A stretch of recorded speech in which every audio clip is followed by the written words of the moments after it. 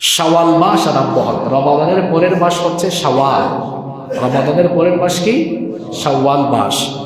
এই শাওয়াল মাসের 6টা রোজা আছে। শাওয়াল মাসের এই 6টা রোজা আমরা রেখে দিব ইনশাআল্লাহ। শাওয়ালের এই 6 রোজার অনেক ফজিলত, অনেক ফজিলত। দেখেন, একটা দুইটা হাদিসের কিতাব না, মুসলিম শরীফে, আবু দাউদ শরীফে, তিরমিজি শরীফে, নাসাই শরীফে, ইবনে মাজাহ শরীফে এই হাদিস এসেছে।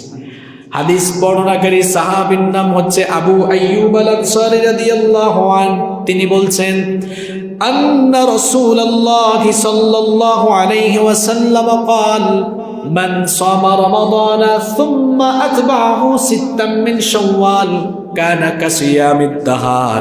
নবীজি বলেছেন, যে ব্যক্তি রমজান মাসের রোজা রাখলো এরপরে শাওয়াল মাসের আরো 6টা রোজা রাখলো, ওই ব্যক্তি যেন সারা বছর রোজা রাখে।